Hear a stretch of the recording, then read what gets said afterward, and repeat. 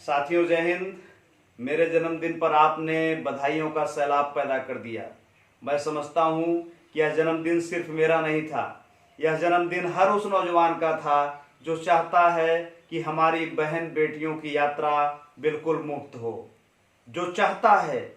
कि उसके भी प्रदेश के स्कूलों में संविधान पढ़ाया जाना चाहिए, जो ये चाहता है कि उसके भी प्रदेश में बिजली मुफ्त होनी चाहिए,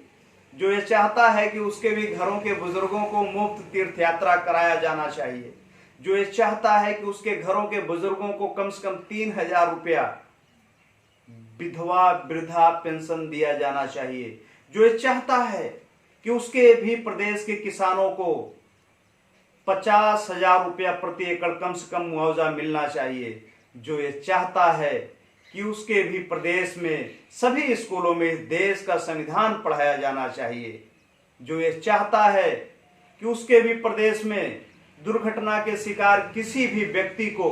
पूर्ण स्वस्थ हो जाने तक उसका इलाज मुफ्त होना चाहिए, जो ये चाहता है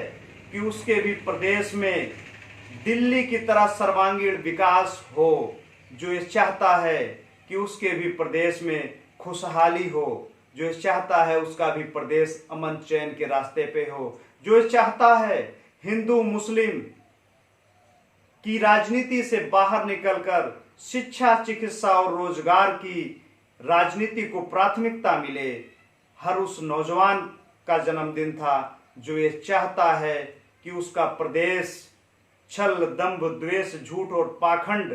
तथा अन्याय से बाहर निकल के सत्य और अहिंसा के रास्ते पर चलते हुए एक सशक्त प्रदेश बने। यह हर उस नौजवान का जन्मदिन था साथी, जिसे इस देश से मोहब्बत है,